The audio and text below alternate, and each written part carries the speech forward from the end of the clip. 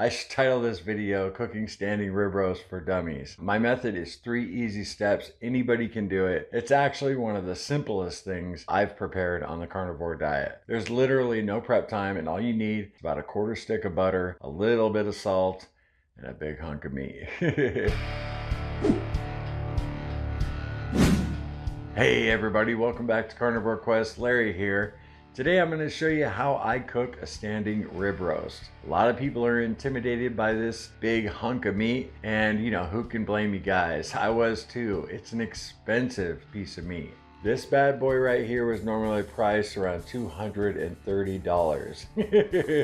So, you know, you want to make sure you know how to cook it. And a lot of people actually avoid cooking a piece of meat like this because they're afraid they're going to screw it up. You know, it's a lot of money. Over our entire carnivore diet journey, I've probably cooked 30 of those standing rib roasts. My method is 3 easy steps. Anybody can do it. There's literally no prep time, and all you need is about a 1/4 stick of butter, a little bit of salt, and a big hunk of meat.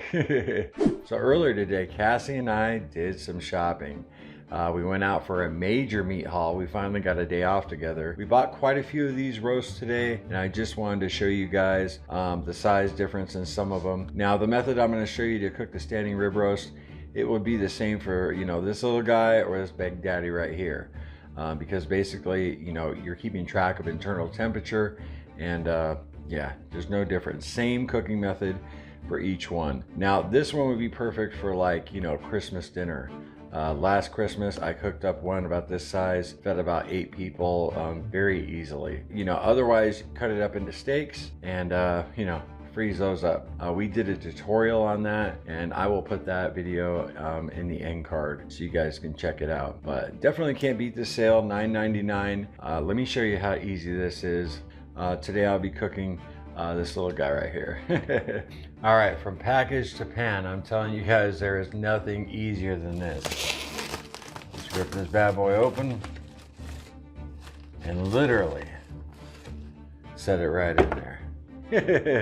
Can you get easier than that? As you guys can see, the bones are already cut, so it almost acts like a little rack.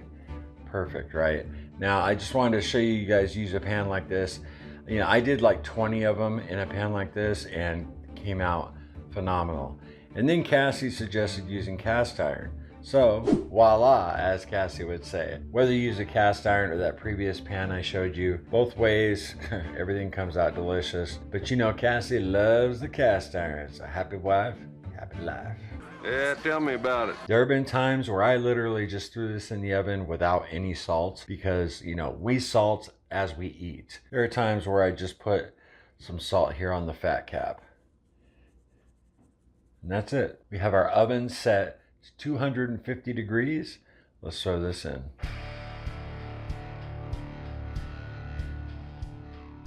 Roast is in the oven. Talk about some prep time, huh? There's nothing easier than that. Crack open the package, boom, throw it in a pan and stick it in the oven.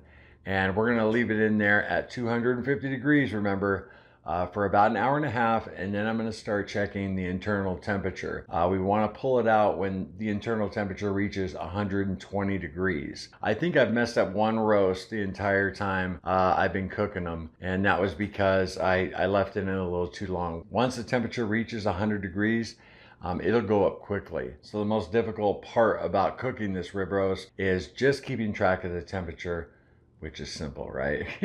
While that's cooking up in the oven, maybe you guys can help me out. Cassie and I just sat down earlier today and recorded our March results video. You know, she's had no coffee, no cream, no cheese, and you know, I've been fasting, you know, 3 days a week for the entire month, and our results this month, we just can't be happier. We're excited to share that with you. Today is March 28th, and you guys will be seeing this rib roast video on the 29th, and a results video after I get it edited will be out on the 30th. Now, question, I put out a community post a few weeks ago wanting your advice on what thumbnail to use for Cassie's update video. I'm gonna reach out to you guys right here on YouTube. Let me know which thumbnail you would put in Saturday's video. Just basically which one you like better. You know, to bring in new viewers, you know, which one would you click on? I'll throw them up right here.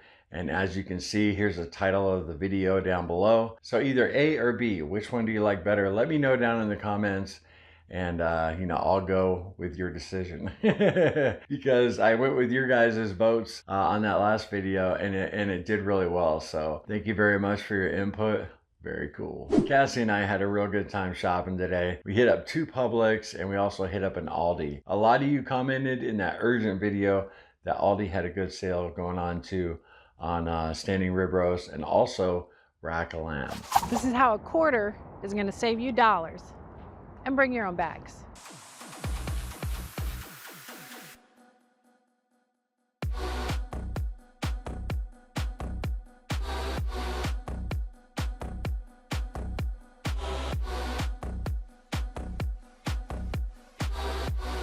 I've never seen these brand of keto treats. We used to eat the Atkins kind. You guys ever tried these from Aldi?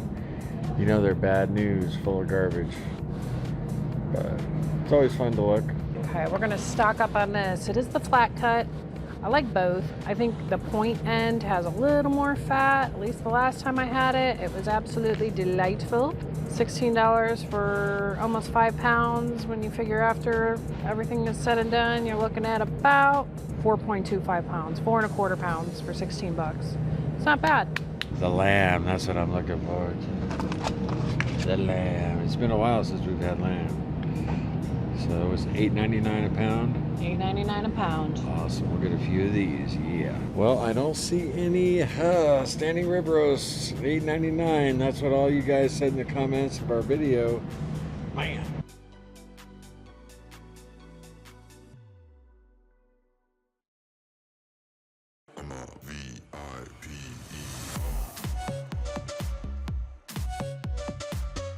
All right, we struck out at Aldi, so let's see what Publix has got going on. Let's mail it. Oh, there it is. Ooh, look at that big daddy. Oh yeah. She sure is pretty. So we got this big daddy right here, and then this one, and then we got a nice chuck roast. I really like the marbling on that one. I also picked up this bone broth, Butcher's bone broth. You guys ever tried this? When I break my last 3-day fast this month, I'll give this a try. You know, save me from making a whole nother batch. So I'll let you guys know in a future video how this is. So for $7.99 a pound, they got lamb shank here. I've actually never had lamb shank. You guys have tried lamb shank? Well, I think I'm gonna pick this up, $31.08. All right, we are back from our haul, and you may as well start calling us Arby's because we got the meats. We have 50 pounds of standing rib roast, roughly 20 pounds of other meat. We got some chicken thighs, and we got a leg of lamb, some bone-in lamb chops. Did somebody say corned beef? That's right. Less than $4 a pound, we picked up 3. We got Larry some bone broth to help break his last fast, and Larry got some instant coffee because I think he's tired of brewing half a pot at a time, and this way he can just do it 1 cup at a time. And then we picked up an 8-pack of Waterloo sparkling water. It's lemon lime flavor. We like to indulge in that on occasion, so we just figured we'd pick up a case of that, or whatever you want to call a case nowadays. A case could be 24, 12, 18, 8. And lastly, chuck roast. So we did spend a pretty penny on the prime rib, about $500 worth. Most of it is gonna be sliced into steaks, and we're gonna freeze it. We're definitely gonna keep a couple of these whole because Larry has got the cooking method dialed in. It comes out perfect every single time. And y'all know that I'm a little bit picky, so definitely pay attention and give his cooking method a try. All right, gang, it's been an hour and a half, 90 minutes, and we're gonna give this temperature a look. Yep, we're looking at 92, 91 degrees, so I'll check this bad boy about every 10 minutes, because once it reaches 100 degrees, it'll rise pretty quickly. An hour and 35 minutes, we're at 92 degrees. Back in the oven. All right, gang, it's been about 10 minutes. We're at 110. So it's gonna go up pretty quickly, maybe 5 more minutes. All right, now this should be it, guys. Last time. All right, there we go. We got about 120, and that's what we want. This next step is pretty difficult, but I think we can handle it. That was tough. We're gonna let this sucker rest for 15 minutes. Let all those juices just spread out throughout the meat tissue. Ooh, it's gonna be so good.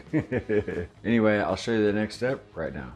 All right, it's been 15 minutes. Since this roast isn't that big, I'm not gonna use a quarter stick of butter. Maybe just a little less than that. Basically, I'm gonna rub this all over the roast until it's melted. Using a fork like this, you know, you're not gonna waste a lot of butter. Oh yeah, I'm fasting the next 3 days, so I'm gonna eat some of this, guys. All right, we got this thing coated, and now we're gonna set the oven to a broil at 500 degrees, and we're gonna put this in for 10 minutes. All right, it's been 10 minutes, and I want you guys to hear this sizzle. Oh yeah, sizzling. It's still sizzling. Well, dear viewer, that's all it takes. We'll let this rest for 10 minutes, and then we're gonna cut into it and see how it's looking. All right, y'all, it's rested for 10 minutes. First thing we gotta do is take off these strings. Now on this roast, the bones have already been cut. And see, they'll just fall right off. Look at that. Now you guys know who are getting these beautiful bones. Brisket and Nala are over there drooling. Put that up. We got one for each of them after they cool off. All right, let's see how this thing looks on the inside. I'm pretty hungry and I'm pretty excited.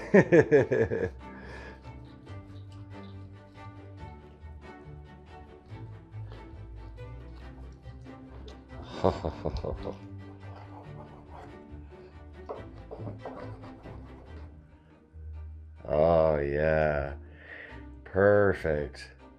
That looks so good. Cooked all the way through, a nice light red. Oh man, that was good.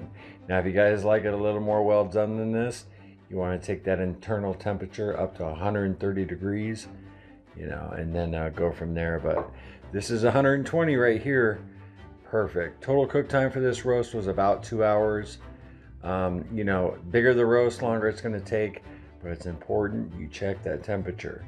Look at that. Oh my goodness. Cassie's going to dig this. Husband brownie points. Yeah.